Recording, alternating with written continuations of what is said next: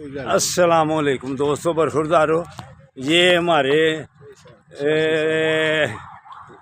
दो कम 90 साल के माशाअल्लाह 12 घट 100 बेटो। पार्क का ये फ़ायदा जी कि ये देख लो, सिटी हाउसिंग वालों आप भी देख लें, ये हमारे साथ जवान हमारे साथ चल फिर रहे हैं। देख लो, ये लग रहे हैं कि दो कम 90 साल के हैं, 12 कम 100 साल के हैं।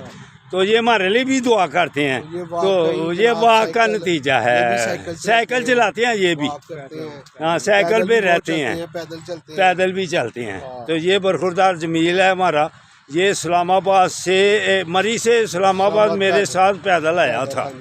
तो दोस्तों बरखुरदारों, वाक के बहुत फायदे हैं। बीमारियों से आदमी बचता है, तो बीमारियों से बचेगा तो उम्र लंबी होगी। हाँ, तो दूसरे दोस्त भी हमारे आ रहे हैं, वो आ रहे हैं। तो चौधरी साहब एक पोला थोड़े नाल चक्कर लाने। अच्छा ते आया करो, हैं आया करो। मैं चक्कर नहीं लाने होंदे, इन्ने चक्कर लाने होंदे ने। नहीं ते असीं तुहाडे कोल या एडे चक्कर रह जांदे ने या मैं इंतजार करदा। नहीं वो तबीयतां थोड़ियां मलानियां पैंदियां ने ते हो जांदा, सारा कुछ प्यार काम चलदा। हाँ, अल्लाह खैर करेगा, अल्लाह तुहानूं सेहत तंदरुस्ती दे। तुसीं साडे वास्ते दुआ करनी। हाँ, अल्लाह खैर करे।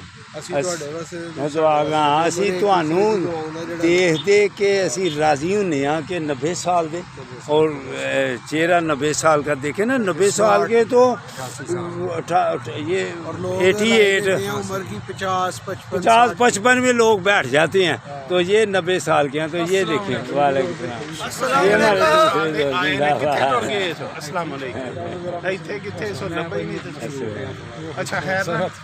जिंदाबाद। ये भी हमारे दोस्त आ गए। ठीक है जी, कांटा बदल दिया। हाँ जी, तुसी आगे टुर गए सो। ठीक है जी, अल्लाह हाफिज़, अल्लाह हाफिज़, अल्लाह हाफिज़।